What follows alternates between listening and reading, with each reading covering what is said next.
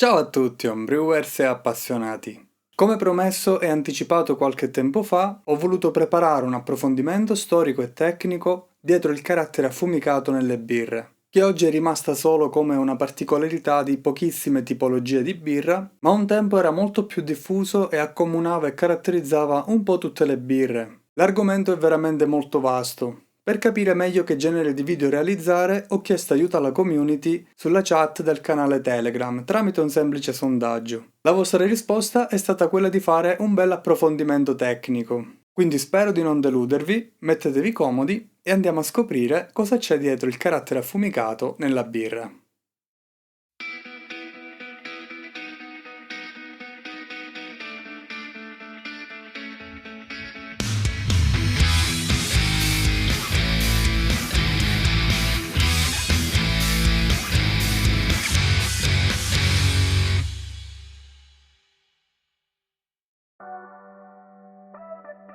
Contrariamente a quanto oggi possiamo credere, un tempo tutte le birre erano piuttosto affumicate. In epoca pre-industriale, le pratiche di maltazione prevedevano nella fase di asciugatura e tostatura del malto l'utilizzo di aria calda tramite combustione, in genere di legna, che portava oltre al calore anche all'esposizione del malto stesso con i fumi della combustione. Quindi tutti i malti asciugati in questo modo prendevano degli aromi affumicati che potevano variare in base al legno utilizzato, alle temperature e altri fattori. Ci sono diverse sfumature di affumicatura che si potevano ottenere. Altro elemento in comune che condividevano le birre di un tempo era il colore piuttosto scuro sul marrone. Si definivano brown beers o brown ales, in contrapposizione alle birre chiare che erano quelle di frumento o quelle brassate con altri cereali non maltati che lasciavano il mosto più chiaro. Quindi quasi tutte le birre fino a circa la metà del 1800 erano più o meno marroni, ad alta fermentazione e dal carattere affumicato. Esistono delle fonti storiche che parlano di tentativi di maltazione con calore indiretto per evitare l'eccessivo carattere affumicato. Nel nord Europa la maltazione avveniva in edifici a due piani. Nel piano inferiore veniva bruciata la legna, il calore saliva e il piano superiore, che era più largo, era provvisto di sistemi di areazione per favorire la fuoriuscita del fumo. Questa pratica antica resistette a lungo nei paesi scandinavi. Nell'Inghilterra, a fine XII secolo, vennero promulgate delle leggi per regolamentare la produzione di birra e ridurre il rischio di incendi nelle città. I locali adibiti a produzione di birra dovevano essere approvati da delle corporazioni comunali, dovevano avere una costruzione in pietra e non di legna ed era vietato birrificare in piena notte.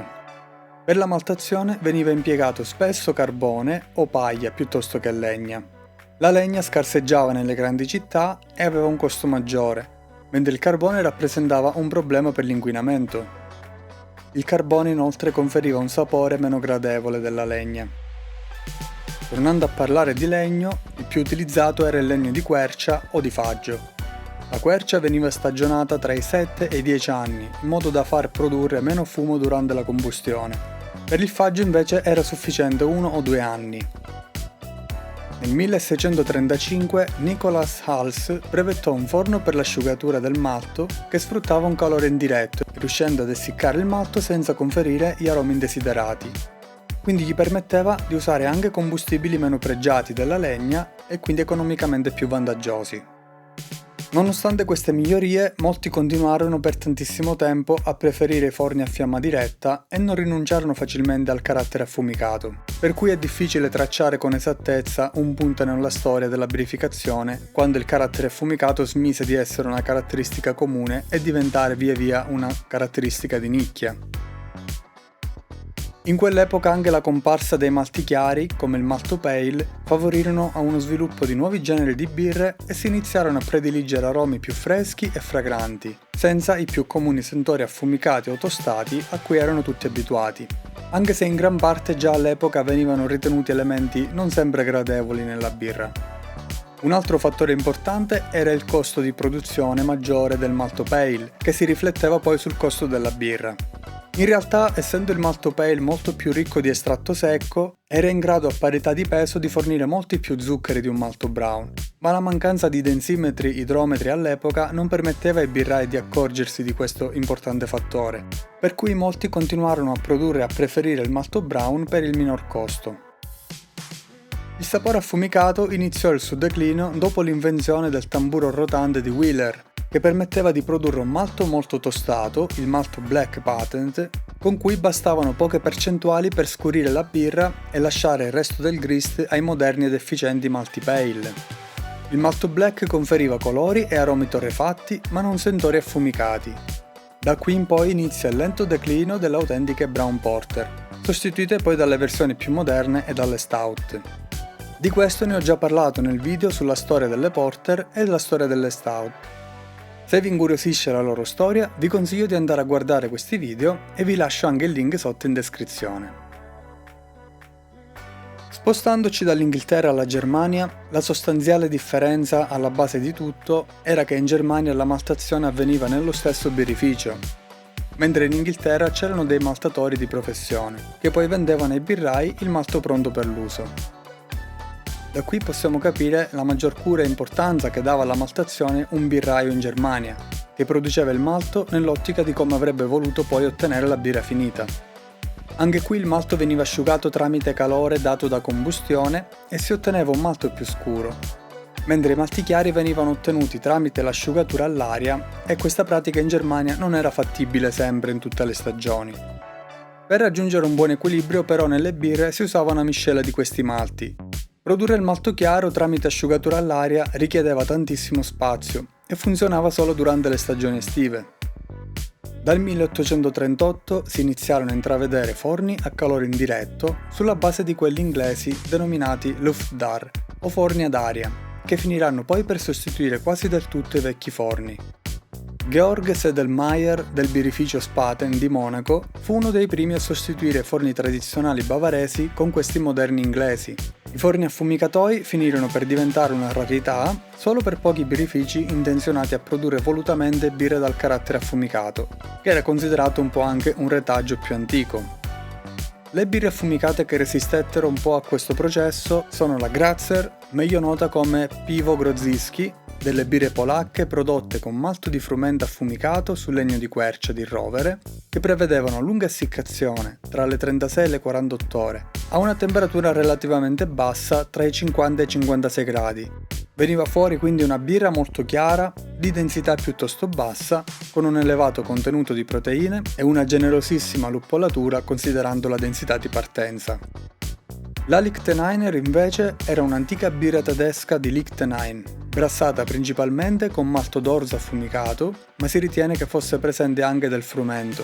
Era una birra chiara, leggera e con un carattere acidulo, molto poco amara a differenza delle Grodziskie.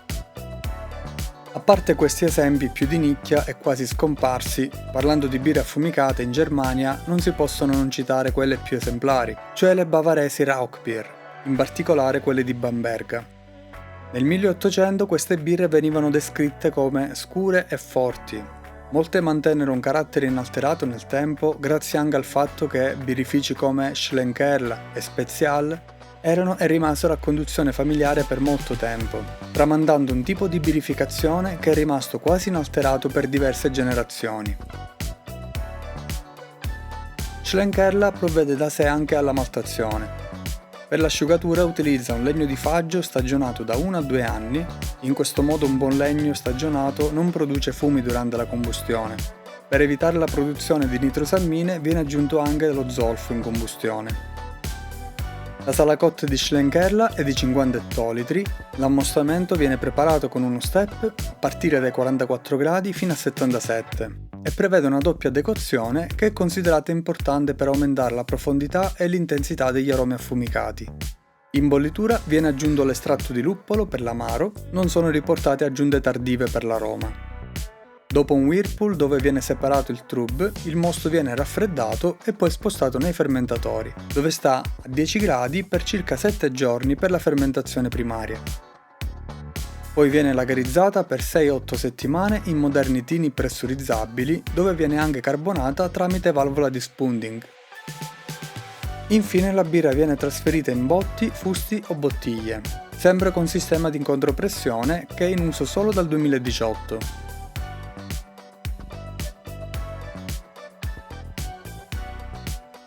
Anche il birrificio Speziale lavora in modo molto simile. L'orzo di provenienza biologica locale viene maltato e poi asciugato con legna di faggio per minimo 36 ore. Il malto acquisisce un colore e un carattere da malto monaco, con un'intensa affumicatura. Ne viene utilizzato tra il 40 e il 60% nella Marzen. Sempre a Bamberga troviamo la nota malteria Weyermann, che produce un malto affumicato sul legno di faggio.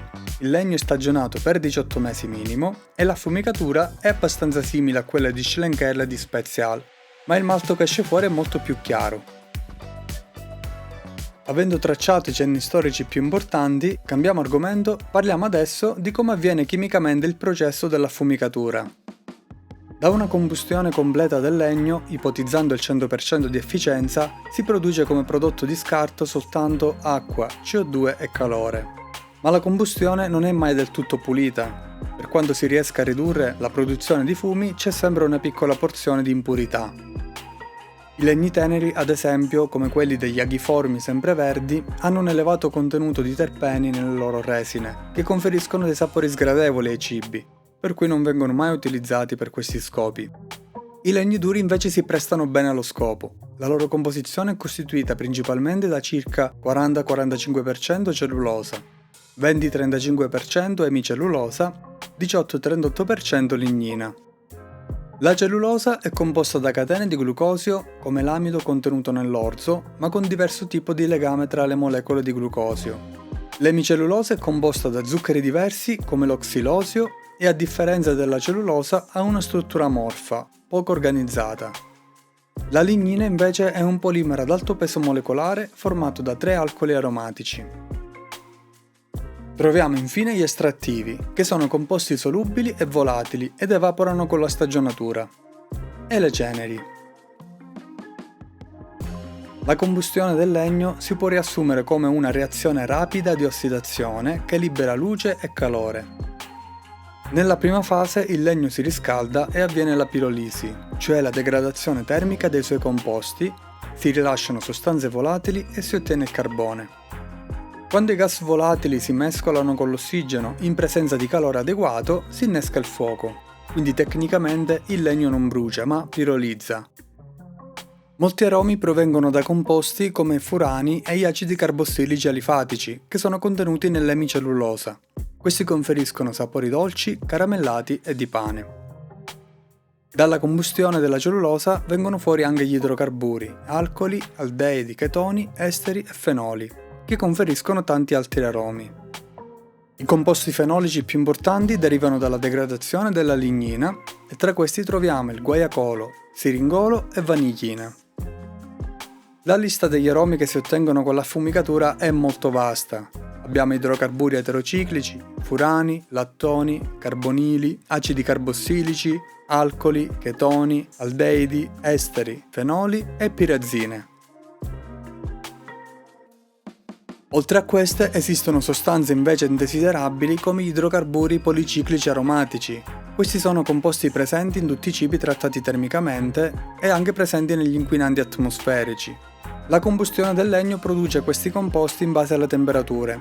Si stima che sotto i 400 gradi la loro produzione sia minima, ma è presente tra i 400 e i 1000 gradi, che è l'intervallo a cui brucia la legna.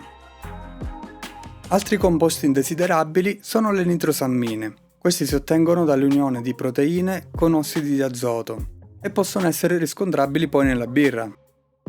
Il processo tecnologico oggi ci permette di ridurre significativamente la presenza di nitrosammine nella birra e questo ha una sua importanza anche perché si tratta di composti cancerogeni. La produzione del malto affumicato richiede il contatto diretto del malto con i gas di combustione. Tuttavia anche qui il controllo della temperatura evita un'eccessiva produzione di nitrosammine. Un altro fattore rilevante è l'umidità. Il contatto tra i gas di combustione ed il malto è favorito infatti dal grado di umidità del malto appena germinato. Questa favorisce la condensazione dei composti del fumo sulla superficie del malto, che avviene anche per differenza di temperatura tra i gas caldi e il malto freddo. Tutto il processo di affumicatura quindi è il risultato di un'interazione di tantissime variabili in gioco. Non si può riassumere come il semplice passaggio del fumo di combustione di legna con i malti durante l'asciugatura, ma è molto di più. e ogni variabile poi si può riflettere sugli aromi presenti nella birra finita. Adesso parliamo dello stile di birra più iconico e riconosciuto come birra affumicata dal BJCP.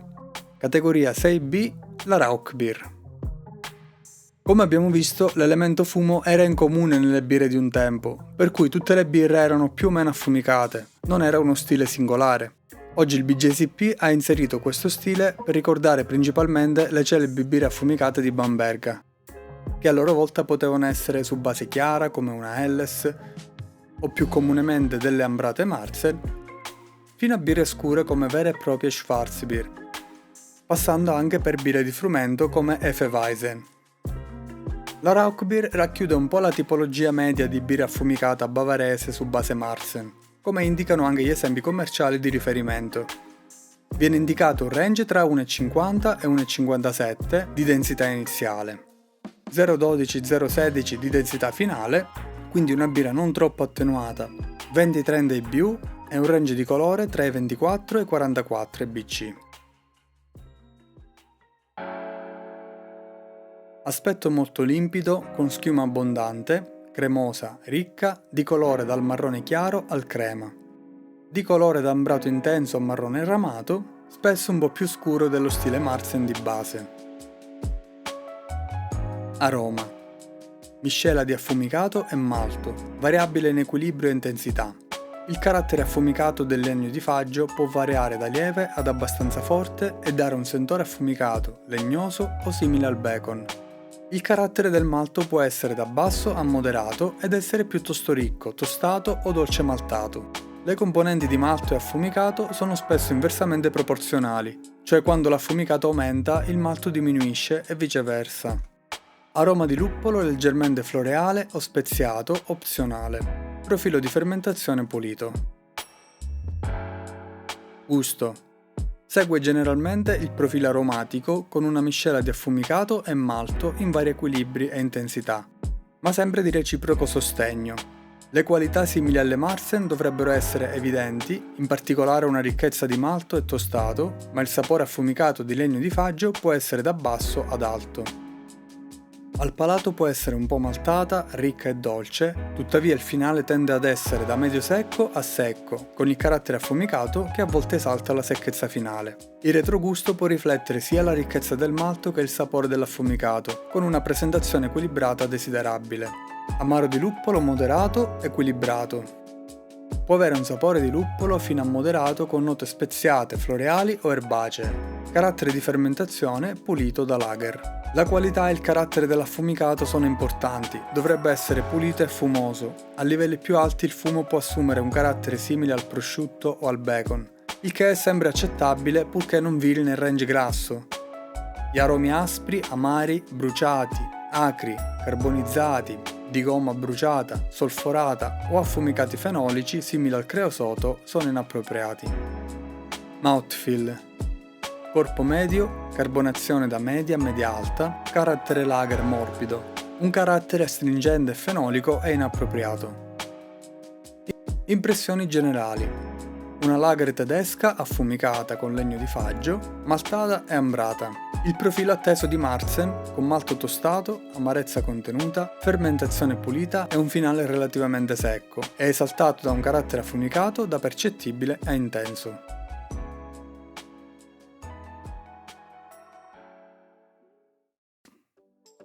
Con questo concludo questo lungo approfondimento storico e tecnico dietro l'elemento affumicato nelle birre. Come avete visto, non si può ridurre tutto a un semplice stile o tipologia di birra, ma era un elemento molto più vasto che accomunava tante tipologie di birre diverse prodotte in luoghi e con tecniche diverse. Il fumo era proprio una costante e dietro ci sono in gioco tantissime variabili e ognuna di queste gioca un ruolo molto importante sugli aromi che poi possiamo andare a trovare nella birra finita. Per quanto riguarda il capitolo su come fare una Rauch Beer in casa, essendo già il video abbastanza lungo ho preferito non parlarne qui, ma vi rimando al video recente sulla cotta della mia Rauch Beer in cui parlo di tutti i procedimenti e vi lascio anche il link in descrizione. Se avete domande, dubbi o commenti da fare, scriveteli pure qui sotto. Se il video vi è piaciuto vi prego di lasciare un like, dei punti hype e se non l'avete ancora fatto iscrivetevi a questo canale. Vi lascio anche in descrizione il link per entrare gratuitamente nella chat del canale Telegram, dove parliamo di birra e di homebrewing in generale. Con questo vi ringrazio e ci vediamo al prossimo video.